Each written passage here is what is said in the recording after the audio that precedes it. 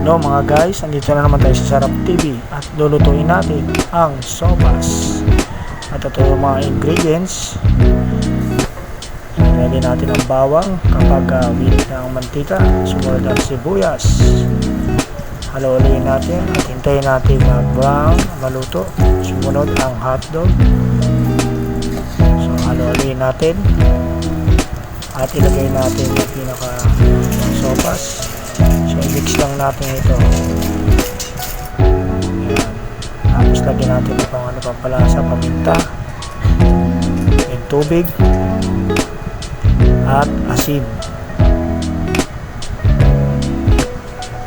So antayin natin kumulo ito mga guys. At kumulo na nga. So halo-haloin natin. Ayan. Antayin natin lumambot at pinaka. Sunod ang gagawin natin, ilagay natin ang gatas. Ayan, i-mix ulit natin, hintayin natin lumapot.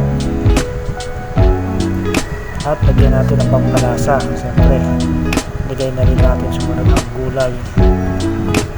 Ayan, i-mix lang natin. Ayan, hintayin natin lumalapot na. At ito, lagyan natin ang margarine para pampadagdag lasa. Ayan, yun na tayo sopas. Thanks for watching. Please follow and like and share our page, Sarap TV. See you guys.